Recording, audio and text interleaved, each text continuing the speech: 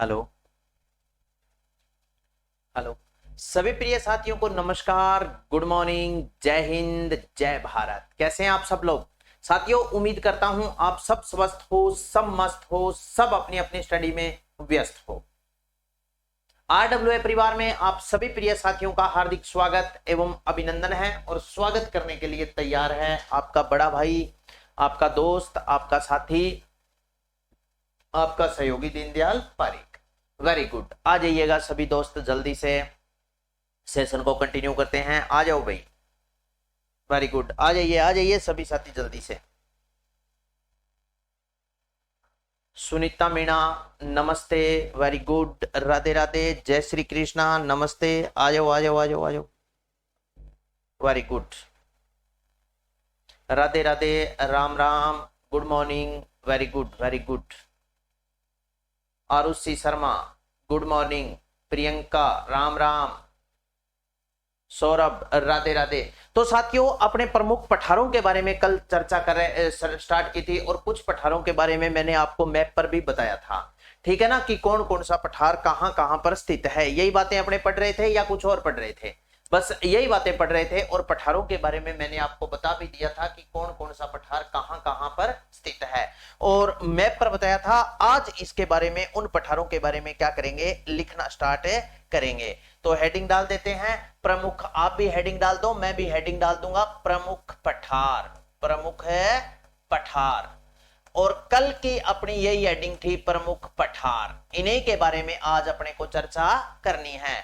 दक्षिणी पूर्वी पठारी प्रदेश की बेसिक बातें मैं आपको सभी बता चुका था और कंटिन्यू ये अपना सिस्टम जारी रहेगा। लेकिन कल हो सकता है सर मैं 4-5 दिन तक आपकी क्लास नहीं ली थी क्योंकि मेरा राजस्थान पुलिस का एग्जाम था। तो क्या दिक्कत हो गई, अब रिकवर कर लो, ठीक है ना। और कल से आपको पता ही है, कल 19 तारीख है ना, कल से 4th ग्रेड अधिकारियों के भी एग्जाम शुरू हो रहे हैं। 4th ग्रेड अधिकारियों के 19, 20, 21 3 दिन पेपर है। और जिस साथी का पेपर है उन सभी दोस्तों को मेरी तरफ से पेपर के लिए गुड लक। नौकरी कोई भी छोटी बड़ी नहीं होती, एक सफलता खुशी होती है बहुत बड़ी। लोग तो ये कहते हैं ना कि सोच बड़ी रखो, सोच बड़ी रखो, बड़ी सोच रखो। मैं ये नहीं कहता सोच बड़ी रखो, मैं कहता हूं छोटी सी सोच रखो, एक छोटा सा लक्ष्य रखो, उस लक्ष्य को पूरा करो, फिर खुशी होगी, आपका मनोबल बढ़ेगा। फिर लक्ष्य थोड़ा और बड़ा करो, फिर लक्ष्य थोड़ा और बड़ा करो, फिर लक्ष्य थोड़ा, एक दिन ऐसे करते करते आप एक बहुत बड़े इंसान बन जाओगे। मेरा 4th ग्रेड का एग्जाम हो रहा है, अलवर का हूं, अलवर में ही आया। बहुत अच्छी बात है, बहुत अच्छी बात है, ठीक है ना। मैं तो ये कभी नहीं कहता कि सोच आप बड़ी रखो, नहीं नहीं, मैं तो कहता हूं छोटी सोच और छोटा सा एक लक्ष्य रखो भी। यहां ये मेरा अचीव, ये मेरा लक्ष्य है, ये पूरा हो जाना चाहिए। जैसे ही वो पूरा हुआ, किसके पास वॉइस सही साफ नहीं आ रही, एक बार मुझे बता दें, जिन जिन के पास वॉइस साफ नहीं आ रही बता दो भाई। और किसके पास प्रॉब्लम है? मैं मोबाइल में क्लास चला के रखता हूं, ऐसी तो वॉइस की कोई दिक्कत है नहीं, मेरे पास तो बिल्कुल क्लीन एंड क्लियर आ रही है, ठीक है ना। लेकिन फिर भी अगर आपको लग रहा है ना प्रॉब्लम है, तो ये लो, ये समस्या दूर कर दी। अब बताओ, अब बताएं, वो इसमें कोई दिक्कत है? सुनी? हाँ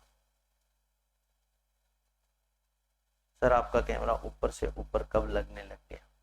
ऊपर से ऊपर मतलब? हाँ क्लियर है ना, अब सही है क्या? वेरी गुड, बता देना कोई दिक्कत हो तो ये रखा करो।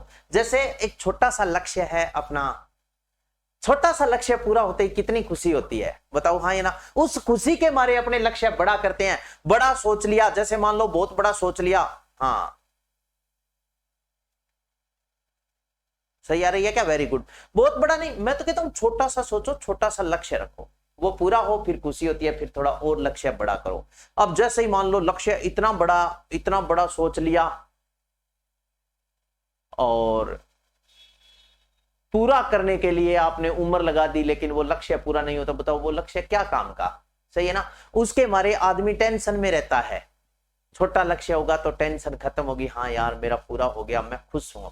अब मैं थोड़ा सा और बड़ा करके देखता हूं, ठीक है ना। तो आइए प्रमुख पठार में नंबर 1 एक नंबर पर आप लिखो उड़िया का पठार। कल लिख भी लिया था लेकिन मैं दोबारा लिख देता हूं, उड़िया का पठार। नंबर 1 लगा करके मैंने लिखा कौन सा पठार? उड़िया का पठार। उड़िया का पठार, उड़िया का पठार, पठार। चलो, उड़िया का पठार राजस्थान के कौन से जिले में है? देखो, उड़िया का पठार है साथियों सिरोही जिले पे। लेकिन विशेषता क्या है इसकी? आगे ब्रैकेट में लिखता हूं, ऊंचाई 1360 मीटर। उड़िया के पठार की ऊंचाई कितनी है? तो आपका उत्तर हो जाएगा 1360 मीटर। ऊंचाई कितनी है? 1360 मीटर। यानी ऐसे बोलते हैं उड़िया के पठार के बारे में कि यह पठार आबू पर्वत से 160 मीटर ऊंचा है, ठीक है ना। आबू पर्वत से 160 मीटर ऊंचा है। तो आबू पर्वत की ऊंचाई है 1200 मीटर प्लस 160 बराबर 1360 मीटर ऊंचा पठार है कौन सा? उड़िया का पठार। और है कहां? सिरोही में। इसके बाद में देखो, सुनो, नेक्स्ट आप याद रखना, राज्य का सबसे ऊंचा पठार। राज्य का, ये क्या है? राज्य का सबसे ऊंचा पठार है। सबसे ऊंचा पठार, ऊंचा पठार, ये क्या है दोस्त? राजस्थान का सबसे ऊंचा पठार है। राजस्थान का सबसे ऊंचा पठार कौन सा है? उड़िया का पठार। अब मेरा तो यार कोई भी बात जब याद आ जाती है ना तो फिर नोट लगा करके लिखने का मन कर जाता है। नोट लगा करके आप लिख लेना। लिखो विश्व का सबसे ऊंचा पठार। विश्व का ऊंचा पठार, ऊंचा पठार। विश्व का सबसे ऊंचा पठार कौन सा है? तो आपका उत्तर हो जाएगा पामीर का पठार। कौन सा है? पामीर का पठार। पामीर का पठार। विश्व का सबसे ऊंचा पठार पामीर का पठार है। इस पामीर के पठार को विश्व या दुनिया की छत के नाम से जाना जाता है। हाँ सर, कैमरे को, अरे कैमरा तो सेट है, कहां दिक्कत है? पूरा बोर्ड आपको दिखाई दे रहा है। अब बताओ कैसे कैमरा सेट करूं, ये बताओ आप मुझे, बताओ। हाँ सही है भाई।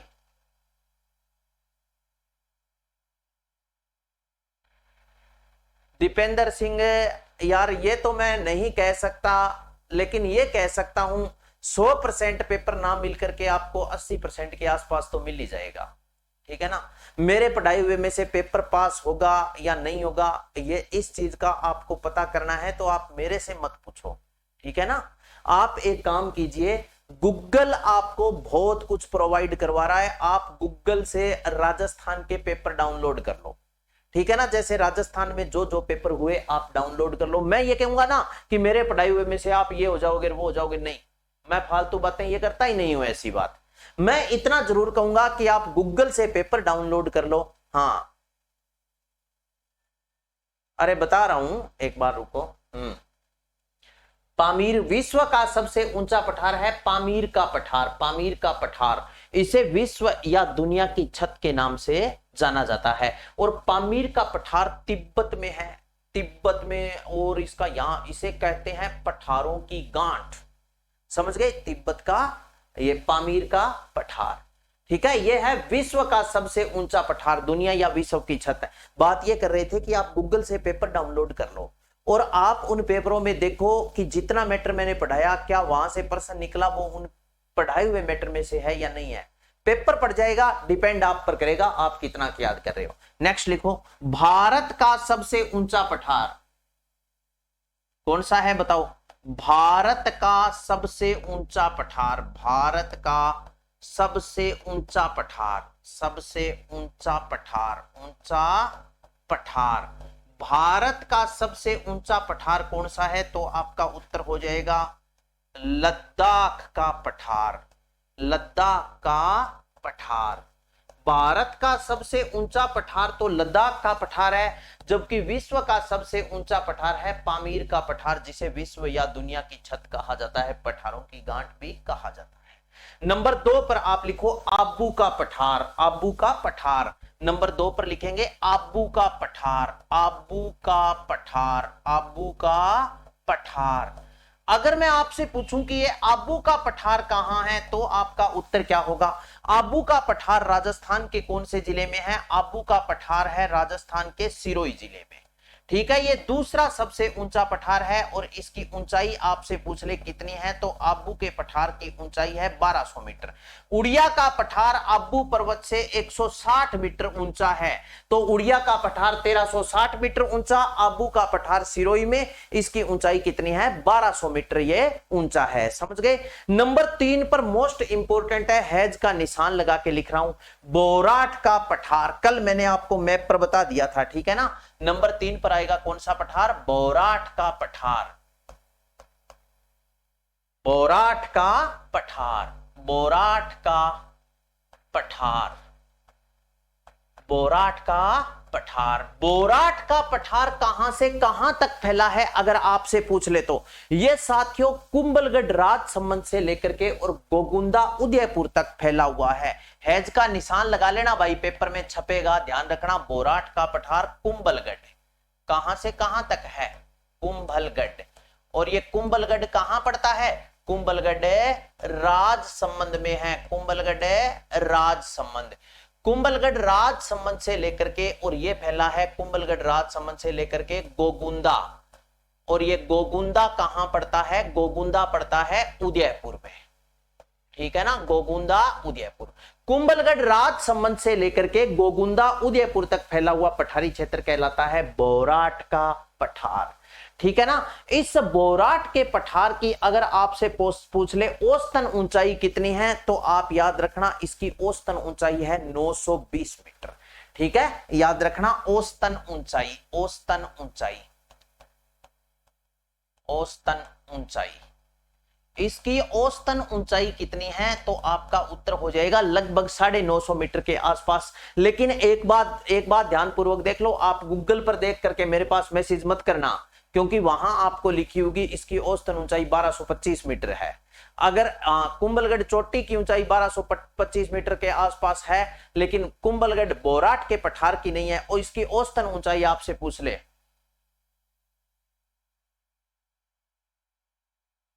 हाँ चलो, तो ये देखो औसतन ऊंचाई कितनी है इसकी, तो औसतन ऊंचाई आप याद रखना लगभग 920 मीटर के आसपास है, 920 मीटर औसतन ऊंचाई 920 मीटर है। और ये राज्य का तीसरा सबसे ऊंचा पठार है, राज्य का तीसरा सबसे ऊंचा पठार, तीसरा सबसे ऊंचा पठार है ये, सबसे ऊंचा पठार, ऊंचा पठार, ये राज्य का तीसरा सबसे ऊंचा पठार, ये राजस्थान का तीसरा सबसे ऊंचा पठार है बोराट का पठार, कुंभलगढ़ राजसमंद से गोगुंदा उदयपुर तक। चलो इसके बाद में नेक्स्ट मोस्ट इंपोर्टेंट फिर पढ़ते हैं ऊपरमाल का पठार। कुछ नाम लिख रहा हूं यार, ठीक है ना। नंबर 4 पर है ऊपरमाल, ऊपरमाल बिजोलिया भीलवाड़ा से भैंसरोडगढ़ चित्तौड़। ऊपरमाल का पठार, ऊपरमाल का पठार,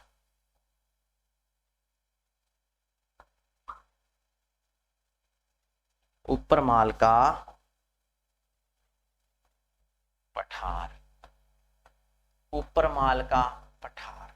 अगर मैं आपसे पूछूं ऊपरमाल का पठार कहां से कहां तक किस प्रकार फैला है, तो आप याद रखना ऊपरमाल का पठार बिजोलिया भीलवाड़ा से भैंसरोडगढ़ चित्तौड़, बिजोलिया भीलवाड़ा,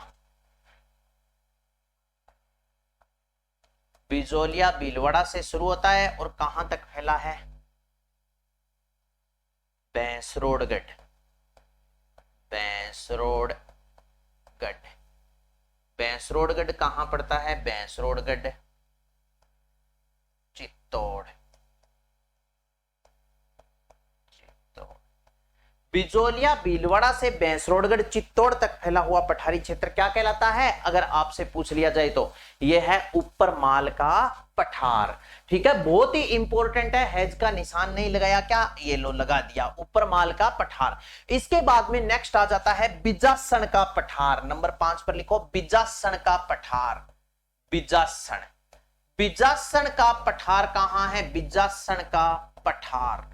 ये जो बिजासन का पठार है ये कहां पर फैला है, तो बिजासन का पठार आप याद रखना मांडलगढ़ भीलवाड़ा, मांडलगढ़ में है और मांडलगढ़ कहां पड़ता है? भीलवाड़ा में। बिजासन का पठार मांडलगढ़ भीलवाड़ा। ठीक है, लिख दिया। बिजासन का पठार कहां है? मांडलगढ़ भीलवाड़ा में। ठीक है, बिजासन के पठार के बाद में नेक्स्ट आता है कांकनवाड़ी का पठार। नंबर 6 पर आप लिखो कांकनवाड़ी का पठार। कांकनवाड़ी, कांकनवाड़ी का पठार। ये जो कांकनवाड़ी का पठार है ये राजस्थान के कौन से जिले में है? तो कांकनवाड़ी का पठार आप याद रखना रे साथियों, कांकनवाड़ी का पठार है सरिस्का में। और सरिस्का वन्यजीव अभयारण्य कहां पड़ता है? अलवर में। तो कांकनवाड़ी का पठार लिखो सरिस्का, सरिस्का अलवर, सरिस्का अलवर। ठीक है, सरिस्का अलवर में। और यहीं पर बना है दोस्तों कांकनवाड़ी का दुर्ग, कांकनवाड़ी का दुर्ग, कांकनवाड़ी का किला, कांकनवाड़ी का किला, कांकनवाड़ी का किला यहां पर क्या है? स्थित है। ये वो ही कांकनवाड़ी का दुर्ग है साथियों जिसमें औरंगजेब ने दारा सिकों को कैद करके रखा था। औरंगजेब और दारा सिकों के मध्य युद्ध हुए थे। 1458 में धर्मत का युद्ध हुआ था, 59 में दोराई का युद्ध हुआ था, 1559 में हुआ था, 1459 में बताओ रे मेरे, 14-15 याद नहीं है। बताओ धर्मत का युद्ध 1458 में हुआ या 1558 में हुआ या 1658 में हुआ? 1400, 1500, 1600। 1459 में तो मेहरानगढ़ दुर्ग की नींव रखी थी राव जोधा ने। बताओ जल्दी से। 1658 में हुआ था धर्मत का युद्ध।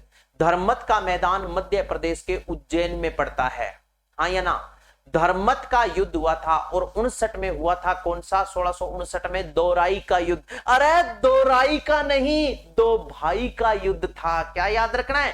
59 में कौन सा युद्ध हुआ था? दोराई का नहीं, दोराई का नहीं, दो भाई का युद्ध था। दारा सिकों और औरंगजेब के मध्य युद्ध हुआ था। ठीक है, राजगद्दी को लेकर के दोराई के मैदान में दो भाई भिड़े थे। ठीक है, इसी दोराई के युद्ध में क्या हुआ था? औरंगजेब ने दारा सिकों को कैद कर लिया था।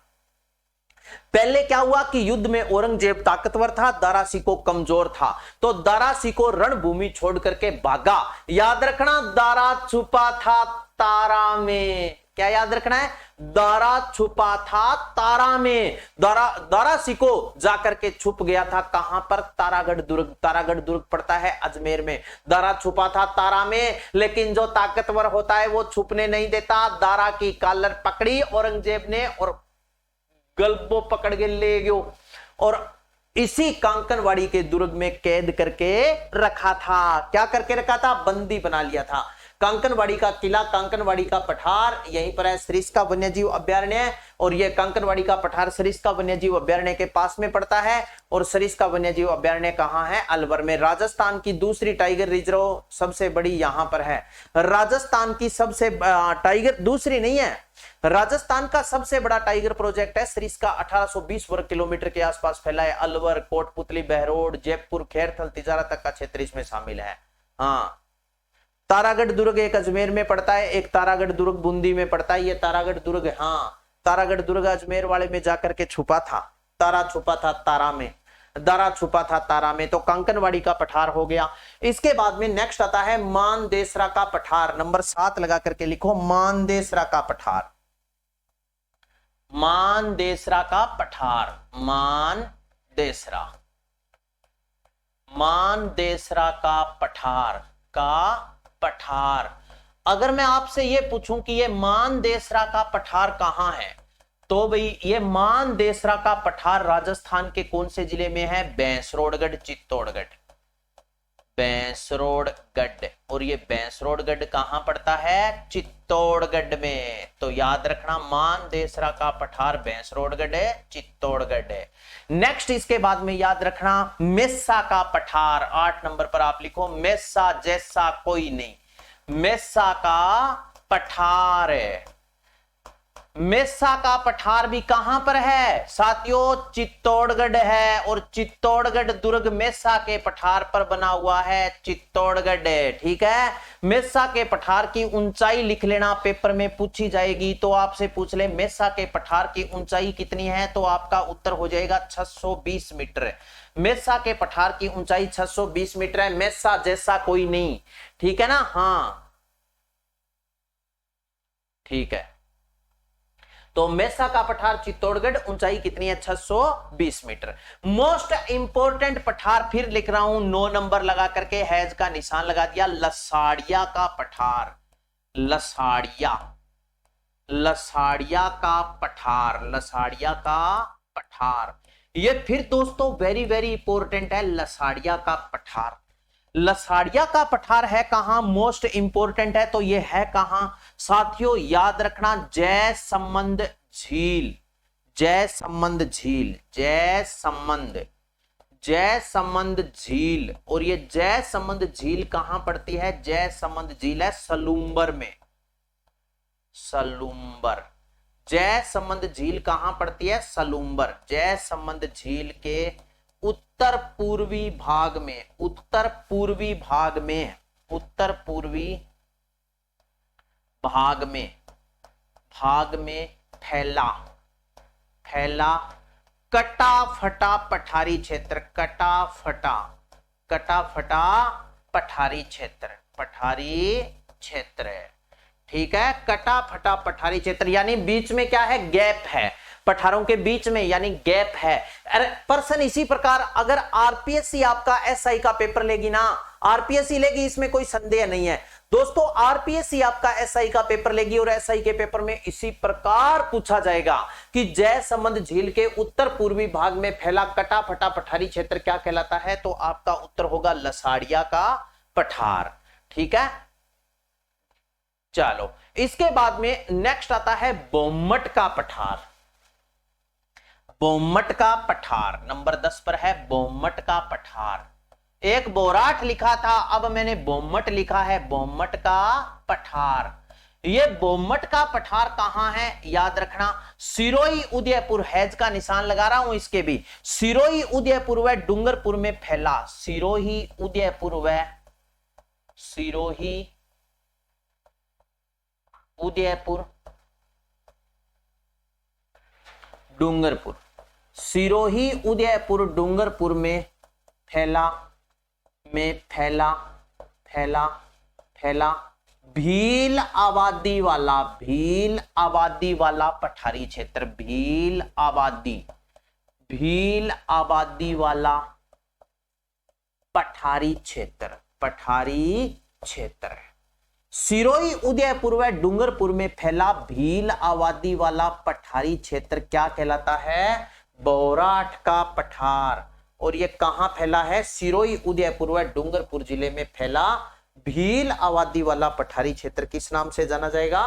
बोराट के पठार के नाम से जाना जाएगा। तो बताओ कोई दिक्कत है? अब देखो बोराट का पठार, क्लास तक रही है, क्लास अटक रही है, आपकी अटक रही है भाई। मेरे पास तो बिल्कुल पुष्पा फिल्म वर्गी चलन लाग रही है, हमारे पास तो ऐसी कोई प्रॉब्लम नहीं है। आप अपने पार्ट पे चेक कर लीजिए। एक आधे बच्चे के ऐसे कमेंट करने से देखो मैं चेक भी नहीं करता, लेकिन फिर भी मैं कर रहा हूं, ठीक है ना। मेरी क्लास बिल्कुल नहीं अटक रही है, बिल्कुल सही चल रही है। अगर 2-3 साथी ऐसे कमेंट करते हैं भी सर क्लास में बफरिंग हो रही है, आवाज क्लियर नहीं आ रही, तो फिर मेरा परम कर्तव्य बनता है कि मैं चेक करूं, लेकिन फिर भी मैं चेक कर रहा हूं। चलो कोई दिक्कत नहीं है। ये देख लो, सुनो कहां पर अटक रही है। हम तो अटकने पटकने वाले है ही नहीं, हम तो एकदम मस्त चल रही है। सागर का उत्तर भी आ गया यार, सागर गुरुजी, दोक Laxmangarh, Subhashish, Lalit Bagdi, Subhashish, clean and clear है, बिल्कुल क्लियर है ना। ये देखो ये चल रही, और साथ में क्वालिटी भी शानदार है, ऐसी बात नहीं है, अच्छी, और नेट भी आपका बहुत कम लगेगा। चलो ठीक है भाई दोस्तों। हाँ, तो बोमट का पठार सिरोही उदयपुर डूंगरपुर में फैला भील आबादी वाला पठारी क्षेत्र क्या कहलाता है? बोमट का पठार कहलाता है। इसके बाद में नेक्स्ट 11 नंबर पर आप लिखो डग या गगधार क्षेत्र। यह बहुत इंपॉर्टेंट है, डग या गगधार क्षेत्र। लिखो डग, डग डलिया ढक्कन, डग, डग या अपने ऐसे लिखेंगे गगधार, डग या गगधार क्षेत्र। गह गड़ी है ये, ठीक है ना, पहला गह गड़ी है, फिर गह है, फिर दा है, फिर रह है। डग या गगदार क्षेत्र, डग या गगदार क्षेत्र है क्या? यह है दोस्तों झालावाड़ का उत्तर पूर्वी भाग, झालावाड़ का उत्तर पूर्वी भाग, उत्तर पूर्वी भाग। झालावाड़ के उत्तर पूर्वी भाग को क्या कहते हैं? डग या गगदार क्षेत्र। अब नोट में लिख लेना, नोट लगा करके लिखो कोल्वी की गुफाओं के कारण, कोल्वी लिखो, कोल्वी की गुफाओं के कारण, कोल्वी की गुफाओं के कारण, कोल्वी की गुफाओं के कारण डग को राजस्थान का एलोरा कहते हैं। डग, कोल्वी की गुफाओं के कारण डग को राजस्थान का एलोरा कहते हैं। डग को राजस्थान का एलोरा कहते हैं, ठीक है ना, कहते हैं। कोल्वी की गुफाओं के कारण डग को राजस्थान का एलोरा कहते हैं, ठीक है ना। अब ये वही डग है कोल्वी की, जैसे कोल्वी की एलोरा अजंता महाराष्ट्र में बौद्धकालीन गुफाएं हैं, वहां पर बौद्धकालीन गुफाएं हैं और यहां पर कोल्वी की गुफाएं हैं। कोल्वी की गुफाओं के कारण डग को राजस्थान का एलोरा कहा जाता है, ठीक है ना। ये डग या गगदार क्षेत्र झालावाड़ का उत्तर पूर्वी भाग है। और जैसी एलोरा अजंता महाराष्ट्र में पड़ता है, एलोरा अजंता की गुफाएं महाराष्ट्र में, जैसे एलोरा अजंता की गुफाएं उस महाराष्ट्र में पड़ती है, वैसी की वैसी गुफाएं अपने यहां देखने को मिलती है।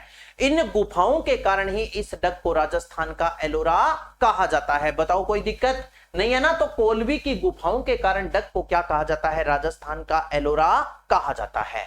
चलिए इसके बाद में नेक्स्ट 12 नंबर पर लिखते हैं बजादा। बजादा क्या होता है जानते हो क्या?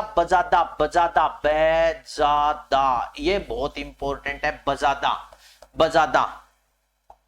बजादा क्या होता है? लिखो गिरिपद भाग का निमन ढाल। बजादा किसे कहते हैं? लिखो गिरिपद भाग का निमन ढाल। गिरिपद भाग का अभी डायग्राम के माध्यम से बताऊंगा आपको, ठीक है ना। एक बार लिखो गिरिपद भाग का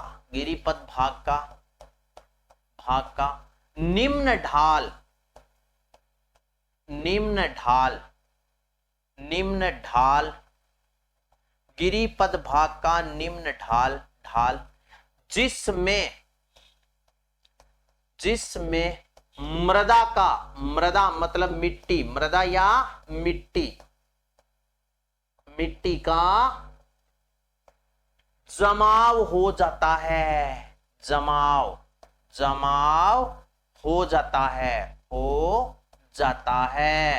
गिरिपद भाग का निम्न ढाल जिसमें मिट्टी यानी मृदा या मिट्टी का जमाव हो जाता है, उसे क्या कहते हैं? बजादा। गिरी आपको जानते ही हो, गिरी बा को नहीं, खरबूजे की गिरी, मतीरे की गिरी, ककड़ी की गिरी, यानी गिरी बा को नहीं। गिरी मतलब गिरी, पहाड़, भूदर, इस प्रकार ऐसे प्रायवाची आप पढ़ते हो ना, भू, गिरी, पहाड़, ऐसे प्रायवाची आपने पढ़ा है। गिरिपद भाग का निम्न ढाल, निम्न ढाल का मतलब क्या होता है? निम्न, अचानक नीचा। जैसे मान लीजिए ये है समतल भूमि, ये क्या है? एक पहाड़ी है, इस प्रकार ऐसे। और ये जो क्षेत्र है ना, इस पहाड़ी का ये जो, जैसे मान लो ये जो क्षेत्र है ये, और ये जो गिरिपद भाग का ये निम्न ढाल, अचानक जो नीचा ढाल है, ये इस क्षेत्र को अपने, ये जो गिरिपद भाग का निम्न ढाल है, ये क्या कहलाता है? ये कहलाता है बजादा। ये क्या कहलाता है? इसे ही बोलेंगे अपने बजादा।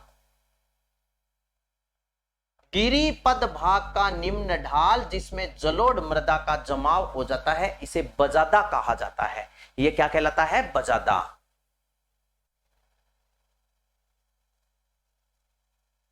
मेरा आशीर्वाद सदैव आपके साथ है साथियों।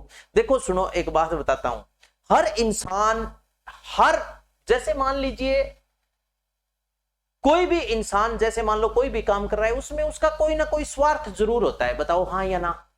स्वार्थ होता है ना? भी जैसे मान लीजिए आज कोई भी काम अगर भगवान से प्रेयर करता है ना, तो भगवान से इंसान अपनी मन्नत जरूर मांगता है। एक छोटी सी बात साझा कर रहा हूं आपसे कि जैसे मान लो भगवान की प्रेयर कर रहे हैं अपने, तो भगवान से अपनी मन्नत जरूर मांगते हैं। आप बताओ नहीं मांगते क्या? भी नहीं मांगते क्या? भी जैसे मान लो कोई भी है, चाहे किसी धर्म से है, कोई दिक्कत नहीं है, अपना अपना धर्म है, स्वतंत्र हो सभी अपने धर्म को मानने को। तो आपने भगवान से प्रेयर करते हैं, तो अब जैसे मान लो आप एसआई की प्रिपरेशन कर रहे हो, एसआई की तैयारी कर रहे हो, तो आप ऐसा भगवान से मांगते हो भी है भगवान मैं बढ़िया पढ़ूं, जो को मेरे याद रहे, जो मैं पढ़ रहा हूं वो मेरे याद रहे, मुझे सद्बुद्धि देना, मैं नौकरी लगूं, मैं कामयाब हो जाऊं। फिर अपने क्या करते हैं, भगवान को लालच भी देते हैं कि है हनुमान जी या जो भी XYZ जिनके जो भी कुल देवता है, इष्ट देवता है, कि मैं आपकी सवामणि करूंगा, या वो है जैसे मन्नत मांगते हो ना। तो बिल्कुल भगवान आप सभी को सद्बुद्धि देता है, भगवान मनोबल बढ़ाता है आपका, सही है ना? तो मांगते हो आप?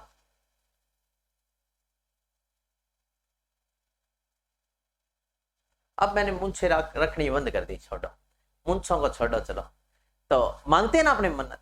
तो एक शिक्षक, अब देखो मैं भगवान से भी अगर मन्नत मांगता हूं ना, ऐसी बात नहीं है डेली पूजा पाठ करता हूं, डेली मैं जब तक पूजा नहीं करता मैं घर से बाहर भी नहीं निकलता, तो यही मांगता हूं भगवान की, है भगवान जो पढ़ाएं वो पेपर में आए और ज्यादा से ज्यादा शिष्य कामयाब हो, अपना नाम करे, मेरा नाम करे, बताओ हाँ या ना?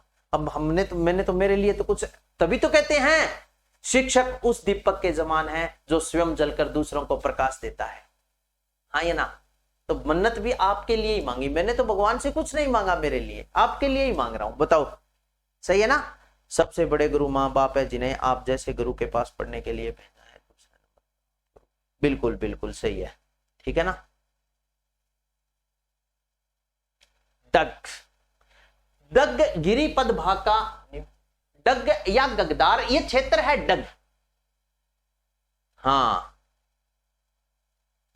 तो ये क्षेत्र है मेरा। सरिता जी मेरा आशीर्वाद सदैव आपके साथ है, आप चिंता मत करो, ठीक है? तो समझ गए गिरिपद भाग का निमन ढाल क्या कहलाता है? बजादा कहलाता है। और इसमें जलोढ़ मृदा का क्या हो जाता है? जमाव हो जाता है जलोढ़ मृदा का।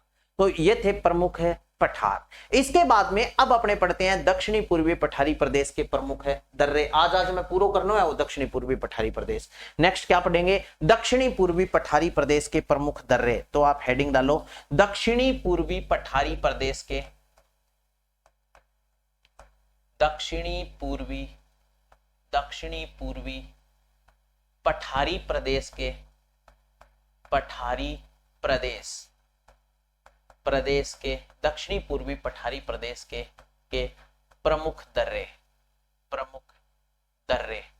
दक्षिणी पूर्वी पठारी प्रदेश के प्रमुख दर्रे। दक्षिणी पूर्वी पठारी प्रदेश के प्रमुख दर्रे यानी दक्षिणी पूर्वी पठारी प्रदेश के कौन कौन से दर्रे हैं और वो कहां कहां पर स्थित है? तो जैसे दक्षिणी पूर्वी पठारी प्रदेश के दर्रे लिखो जैताबास दर्रा, लाखेरी दर्रा, रामगढ़ दर्रा, खटगढ़ दर्रा। जैसे लिखो जैताबास दर्रा,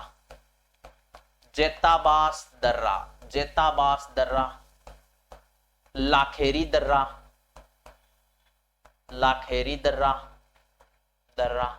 आगे लिख लो रामगढ़ दर्रा, इसके बाद में लिखो खटगढ़ दर्रा,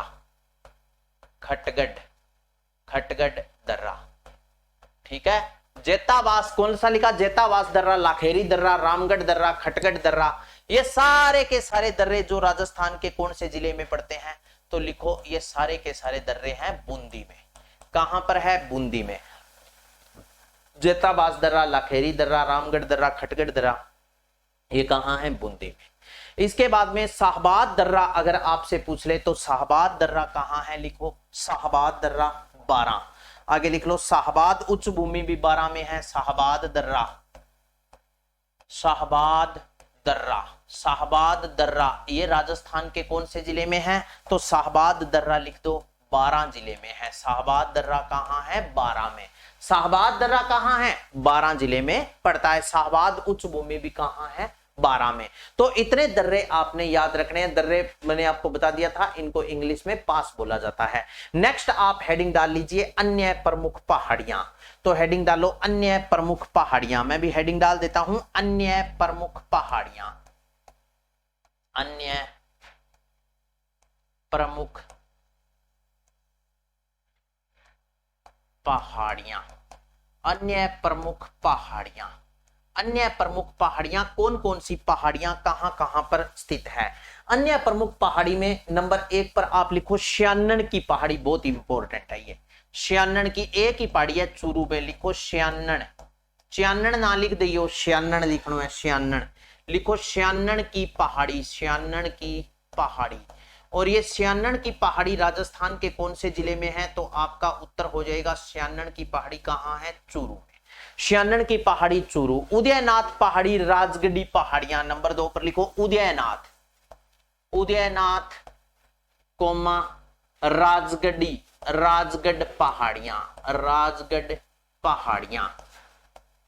उदयनाथ की पहाड़ी राजगढ़ी पहाड़ियां ये राजस्थान के कौन से जिले में है? तो आपका उत्तर हो जाएगा अलवर। उदयनाथ की पहाड़ी राजगढ़ी पहाड़ियां कहां है? अलवर में। नेक्स्ट लिखो बैराट की पहाड़ियां। बैराट की पहाड़ियां, बैराट, बैराट की पहाड़ी, पहाड़ी, बैराट की पहाड़ी। अरे दोस्तों कोटपुतली बहरोड, कोटपुतली बहरोड, बहरोड कोमा जयपुर। कोटपुतली बहरोड कोमा जयपुर। बैराट की पहाड़ी है कोटपुतली बहरोड और इनका जयपुर तक क्या है? विस्तार है। नेक्स्ट आप लिखो बास्को की पहाड़ियां। नेक्स्ट आप क्या लिखोगे? बैराट की पहाड़ियों के बाद में नंबर 4 पर लिखो बास्को की पहाड़ी। बास्को, बास्को की पहाड़ी, बास्को की पहाड़ी। बास्को की पहाड़ी राजस्थान के कौन से जिले में है? तो बास्को की पहाड़ी हो जाएगी जयपुर में। बैराट की पहाड़ी हो गई, इसके बाद में बास्को की पहाड़ियां कहां हैं? जयपुर में। इसके बाद में एक और पर्वत है, लिखो आडावल पर्वत। आडावल पर्वत।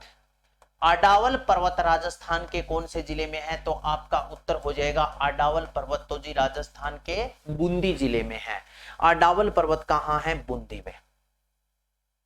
चलो इसके बाद में नंबर 6 पर लिखो घोड़े की नाल की आकृति की पहाड़ियां। घोड़े, घोड़े की नाल, नाल की आकृति की पहाड़ियां, आकृति की पहाड़ियां। घोड़े की नाल की आकृति की पहाड़ियां ये कहां है रे? घोड़े की नाल की आकृति की पहाड़ियां लिखो 12 में।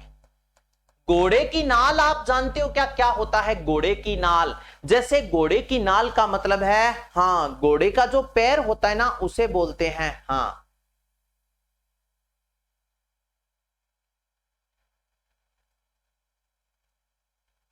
चलो ठीक है। घोड़े की नाल आप जानते हो क्या? जैसे नाल का मतलब होता है पैर, नीचे का जो पैर होता है। जैसे गाय की नाल इस प्रकार ऐसी होती है। गाय का पैर आपने देखा है क्या? गाय का पैर इस प्रकार ऐसे होता है, बताओ हाँ या ना? गाय का पैर इस प्रकार ऐसे, हाँ या ना? इसके बीच में कट होता है। और घोड़े का जो पैर होता है ना, खुर, घोड़े का पैर इस प्रकार ऐसे होता है। तो रामगढ़ के आसपास 12 में इस प्रकार की ऐसी पहाड़ियां हैं सीधी, इन्हें बोलते हैं घोड़े की नाल की आकृति की पहाड़ियां। तो ये कहां है? रामगढ़ 12 में। ठीक है, घोड़े की नाल की आकृति की पहाड़ियां 12। इसके बाद में शाहबाद उच्च भूमि, ये भी कहां है? 12 में। तो लिखो शाहबाद, शाहबाद उच्च भूमि, शाहबाद उच्च भूमि, उच्च भूमि। शाहबाद उच्च भूमि राजस्थान के कौन से जिले में है? तो आपका उत्तर हो जाएगा शाहबाद उच्च भूमि है जी 12 में। इसके बाद में नेक्स्ट आप लिखो रे गोलाकार पहाड़ियां। गोलाकार पहाड़ियां, दो बातें लिख रहा हूं। एक तो लिखो गोलाकार पहाड़ियां, गोलाकार पहाड़ियां, पहाड़ियां। और एक आप लिखो साथियों गुम्दाकार पहाड़ियां, गुम्दाकार पहाड़ियां, गुम्दाकार, गुम्दाकार पहाड़ियां, पहाड़ियां। चलो बताओ जल्दी से। आप मुझे पहले तो ये बताओ कि गोलाकार पहाड़ियां कहां हैं, अगर आपसे पूछ लिया जाए तो। गोलाकार पहाड़ियां राजस्थान के कौन से जिले में है, तो ये है बारां जिले में। गोलाकार पहाड़ियां कहां है, बारां में। अगर आपसे पूछ लेना गुम्दाकार पहाड़ी कहां है, तो गुम्दाकार पहाड़ी है जालोर में। गोलाकार पहाड़ियों का मतलब क्या होता है, गोल, कोई दिक्कत नहीं है, गोला। 3D आकृति में आपने पढ़ा है गोला। गुम्दाकार पहाड़ी का मतलब होता है इस प्रकार, ऐसे, जैसे आपने मंदिर वगैरह पर गुम्मद देखा होगा, इस प्रकार ऐसे। ये जो शेप बनी होती है इस प्रकार, ऐसे पहाड़ियों की शेप, इनको अपने बोलते हैं गुम्दाकार पहाड़ी। इनको क्या बोलते हैं, गुम्दाकार पहाड़ी। ऐसी पहाड़ियां कहां हैं, गुम्मद के आकार की पहाड़ी कहां है, जालोर में। तो गोलाकार पहाड़ियां बारां और गुम्दाकार पहाड़ियां कहां हैं, जालोर में है। इसके बाद में अर्धचंद्राकार पहाड़ी, अभी तक लिखा तो नहीं ना, अर्धचंद्राकार पहाड़ियां,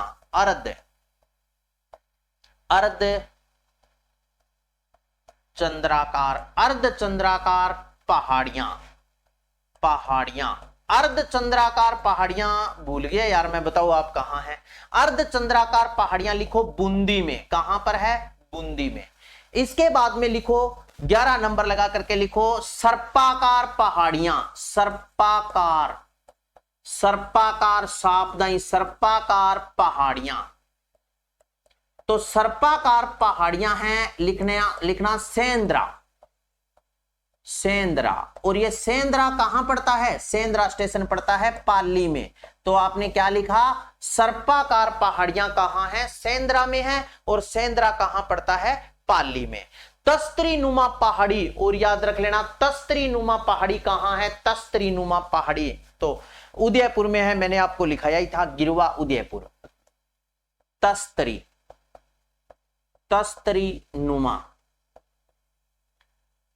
नुमा पहाड़ियां ये कहां हैं, तस्त्री नुमा पहाड़ियां कहां हैं, तो लिख लिया आपने गिरवा, और ये गिरवा क्षेत्र कहां पड़ता है, उदयपुर। तो तस्त्री नुमा पहाड़ी हो गई गिरवा, उदयपुर। ये सारी की सारी इतने प्रकार की पहाड़ियां हैं। सरिता गुरुजी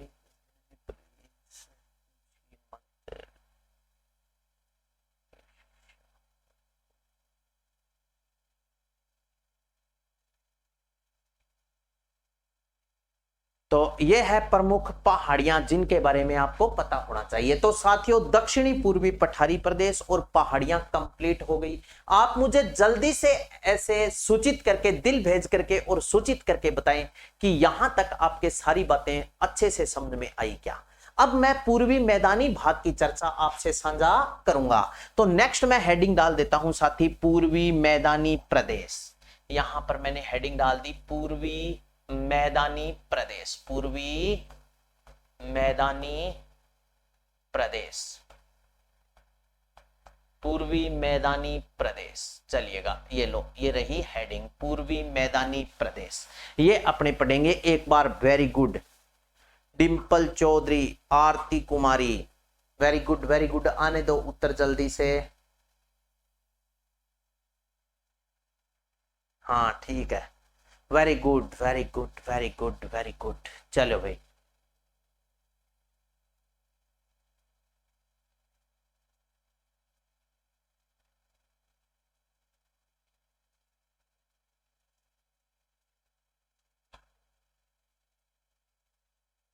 चलो ठीक है। तो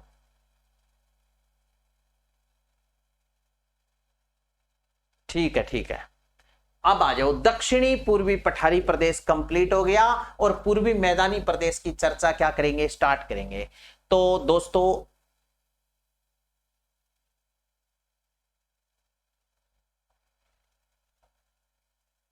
ये लो, ये है अपना सुंदर राज्य, पावन धरा, देवों की भूमि, वीरों की भूमि, राजस्थान। बताओ हाँ या ना, राजस्थान हारो राजस्थान, राजस्थान हारो राजस्थान। ठीक है ना साथियों। अब ध्यान पूर्वक देखो, इस मैप पर सुनना आप मेरी बात को। अगर मैं सर्वप्रथम 1 नंबर पर आपसे साझा करूं तो अपने इस क्षेत्र के बारे में चर्चा की थी, बताओ हाँ या ना। क्या हो गया? चलो, एक नंबर पर अपने इस क्षेत्र के बारे में चर्चा की थी। ये जो इधर वाला क्षेत्र था उत्तर पश्चिमी मरुस्थलीय प्रदेश, ये मध्यवर्ती अरावली पर्वतीय प्रदेश, ये दक्षिणी पूर्वी पठारी प्रदेश और ये है पूर्वी मैदान। अब देखो सुनो, ये जो क्षेत्र था ये क्या था? उत्तर पश्चिमी मरुस्थल, उत्तर पश्चिमी मरुस्थल, उत्तर पश्चिमी मरुस्थल, मरुस्थल, हाँ या ना? ये जो 2 नंबर पर चर्चा की थी ये था मध्यवर्ती अरावली पर्वतीय प्रदेश, मध्यवर्ती, मध्यवर्ती अरावली, अरावली, ये क्या है? मध्यवर्ती अरावली, हाँ या ना? ये जो चर्चा कर ली थी ये है मेरे साथी दक्षिणी पूर्वी पठारी प्रदेश। ये क्या है? दक्षिणी पूर्वी पठार, दक्षिणी पूर्वी पठारी प्रदेश, पठारी प्रदेश। और अब जिसके बारे में चर्चा करेंगे वो ये क्षेत्र है, अब जिसके बारे में चर्चा करेंगे वो ये क्षेत्र है, ये है पूर्वी मैदान। ये क्या है? पूर्वी मैदान। अब आपको एक याद रखने का तरीका बता रहा हूं, उत्तर पश्चिम में क्या है? डेजर्ट, ये है ईस्ट वेस्ट, सॉरी ये है north, sorry north south east west, ठीक है? नॉर्थ वेस्ट में क्या है? डेजर्ट।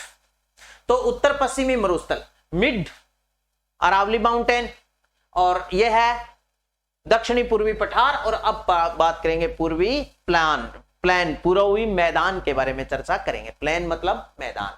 तो अब ईस्ट में अपने क्या है? ईस्ट प्लेन, पूर्वी मैदान के बारे में चर्चा करेंगे। इसकी क्या क्या विशेषता है और किन किन विशेषताओं से ये सुसज्जित है। तो साथियों, पूर्वी मैदान की एक तो सारा बड़ी विशेषता है। कौन से क्षेत्र की विशेषता है? सबसे ज्यादा जनसंख्या, सबसे ज्यादा औद्योगिक क्षेत्र, सबसे ज्यादा आय के सोर्स, सबसे ज्यादा उपजाऊ, सबसे ज्यादा सिंचित, सबसे अधिक जनसंख्या। तो वह सारी विशेषता पूर्वी मैदान। राज्य का कौन सा क्षेत्र, ऐसे पूछ ले कि कौन सा क्षेत्र एनसीआर के अंतर्गत भी आता है, तो पूर्वी मैदान, क्योंकि अलवर और भरतपुर जिले एनसीआर में आते हैं। NCR national capital regions, Hindi में इसे बोलते हैं राष्ट्रीय राजधानी क्षेत्र। मतलब ये क्यों बनाया गया था, इसके पीछे एक कारण था साथियों कि जैसे दिल्ली, एनसीआर दिल्ली राष्ट्रीय राजधानी, अपनी राजधानी, भारत की राजधानी कौन सी है? क्या जी? दिल्ली। राजस्थान की राजधानी क्या जी? दिल्ली। का आपका जिला क्या जी? दिल्ली। तो सारों की दिल्ली है तो थारों को यह स्थित हो दिल्ली, ऐसे नहीं। तो याद रखना, राजस्थान की राजधानी जयपुर, भारत की राजधानी दिल्ली, ठीक है? पंजाब हरियाणा की राजधानी एक ही है, कैपिटल एक ही है, वो कौन सी है? चंडीगढ़। चंडीगढ़ गए हो क्या आप? ठीक है, कभी जाना मौका मिले तो साथियों, ये जो क्षेत्र है ये राजस्थान का सबसे ज्यादा उपजाऊ एनसीआर में। एनसीआर क्यों बनाया गया था कि दिल्ली पर थोड़ा भार कम करने के लिए दिल्ली के आसपास के जिले, जैसे 2 जिले राजस्थान से लिए, इसी प्रकार यूपी से जिले ले लिए, हरियाणा से जिले लेकर के एनसीआर बना दिया। एनसीआर में वो ही नियम लागू होता है, हाँ, जो केंद्र सरकार निर्धारित करती है, राज्य सरकार का अलग से कोई मापदंड नहीं होता। तो सर्वप्रथम अपने बात करेंगे ये जो उत्तर पूर्वी मैदानी प्रदेश है इसका निर्माण कब हुआ। तो पूर्वी मैदानी प्रदेश सर्वप्रथम पढ़ेंगे निर्माण। अगर मैं आपसे साझा करूं कि इस पूर्वी मैदानी प्रदेश का निर्माण कब हुआ था, तो निर्माण में आपका उत्तर क्या होगा?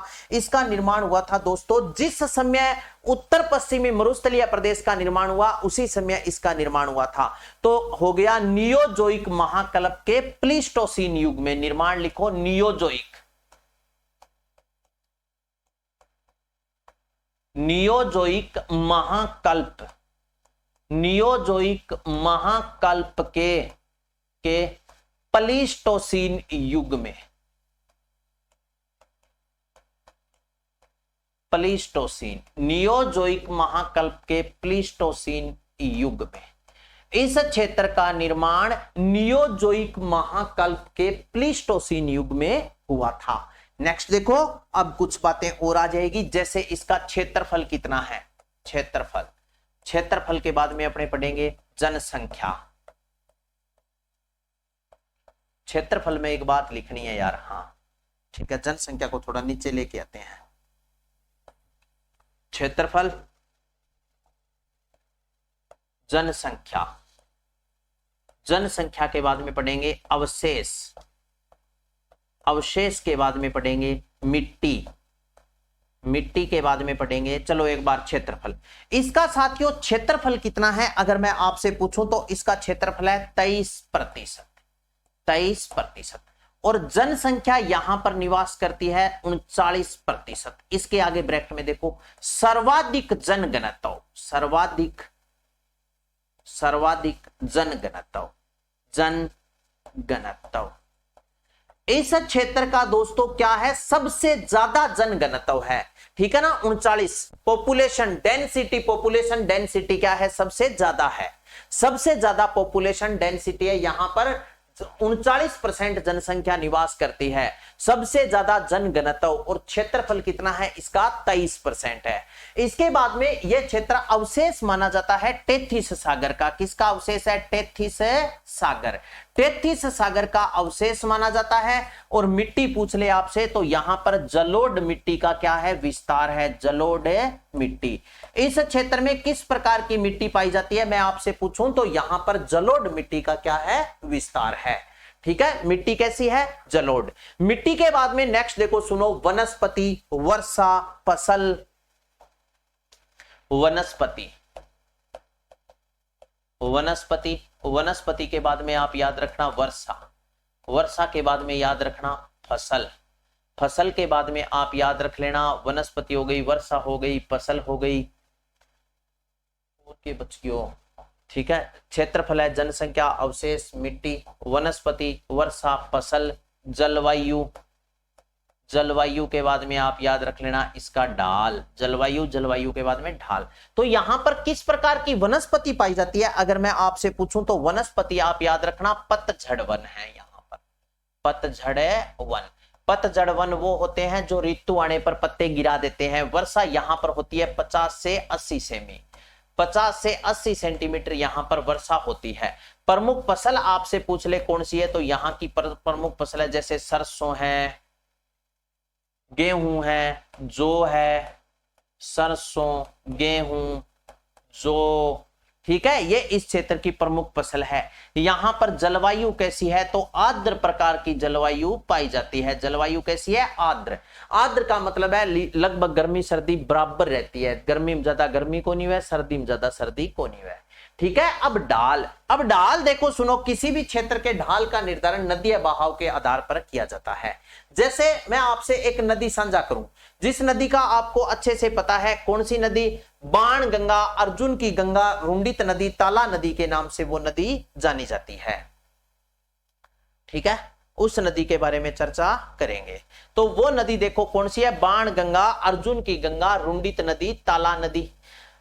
अब यहां से देखो सुनो, इस प्रकार यहां से बाण गंगा नदी का क्या होता है, उद्गम होता है। जयपुर में यहां पर पड़ती है बेराट की पहाड़ियां, जैसे यहां पर ये है, ये आ गया, ये देखो यहां पर तो आ गया खैरथल, तिजारा, ब्रतरी नगर, और यहां पर आ गया कोटपुतली, बहरोड, यहां पर आ गया अलवर, और यहां पर आ गया जयपुर।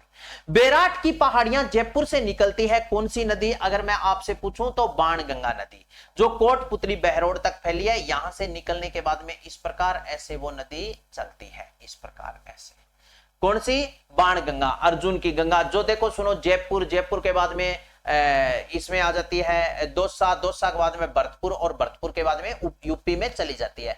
तो पानी इधर से आ रहा है, इधर जा रहा है, तो इसका ढाल अगर बात करें तो किस, पश्चिम से पूर्व की ओर हो गया। तो ढाल आप लिखो पश्चिम से पूर्व की तरफ, पश्चिम से पूर्व की तरफ, पूर्व की तरफ, तरफ। इस क्षेत्र का जो ढाल है वो क्या है, पश्चिम से पूर्व की ओर। वनस्पति पतझड़ वन है, वर्षा कितनी होती है 50 से 80 सेमी, फसल सरसों, गेहूं, जौ, जलवायु आर्द्र, और ढाल पश्चिम से पूर्व की ओर। किसका ढाल पश्चिम से पूर्व की ओर है तो आपका उत्तर हो जाएगा क्या जी, उत्तर पश्चिम पूर्वी मैदानी प्रदेश का ढाल, पश्चिम से पूर्व की ओर। ठीक है, अब देखो सुनो, ढाल हो गया, अब जलवायु हो गई, फसल हो गई, वर्षा हो गई, वनस्पति हो गई, अवशेष हो गया, तापमान हो गया। अब बचा क्या है, नेक्स्ट देखो सुनो, ये क्या है साथियों, इसे कहा जाता है राजस्थान का हृदय स्थल। राजस्थान का हृदय स्थल के नाम से पूर्वी मैदानी भाग को जाना जाता है। क्यों जाना जाता है, इसलिए आप एक छोटी सी लाइन लिख लीजिए, वो आपने क्या लिखनी है, लिखो, यह है राज्य पूर्वी मैदान, पूर्वी मैदान, मैदान मैदान मैदान सर्वाधिक जनघनत्व, जनघनत्व, सर्वाधिक जनघनत्व, सर्वाधिक उपजाऊ, सर्वाधिक उपजाऊ, सर्वाधिक उपजाऊ,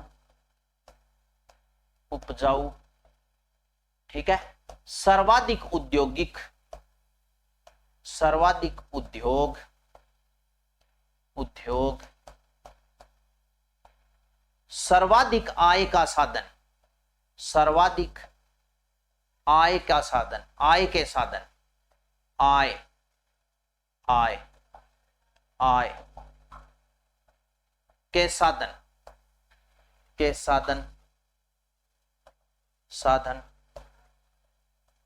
इसी क्षेत्र में है, इसी क्षेत्र, क्षेत्र में होने के कारण, क्षेत्र इसी क्षेत्र में होने के कारण, में होने के कारण, होने के कारण, होने के कारण, कारण, कारण इसे राजस्थान का, इसे राजस्थान का हृदय स्थल कहते हैं, इसे राजस्थान का हृदय स्थल कहते हैं, हृदय, हृदय स्थल कहते हैं, स्थल कहते हैं। इसे क्या कहा जाता है, सबसे ज्यादा उपजाऊ है, सबसे ज्यादा उपजाऊ है, पूर्वी मैदानी मैदान, सर्वाधिक घनत्व, सर्वाधिक उपजाऊ, सर्वाधिक उद्योग, सर्वाधिक आय के साधन इसी क्षेत्र में होने के कारण इसे राजस्थान का हृदय स्थल कहा जाता है। तो राजस्थान की हार्ट बीट है ये, ठीक है ना, हृदय की धड़कन है ये। तो आज तक के सेशन में जो बात मैंने आपको पढ़ाई वो आप सभी के साथियों के अच्छे से समझ में आई होगी। आज इतना ही पढ़ेंगे, इसी कड़ी को मैं कल कंटिन्यू करूंगा। मिलते हैं ब्रेक के बाद, तब तक के लिए आप सभी साथियों को Ram Ram. Okay, all the best.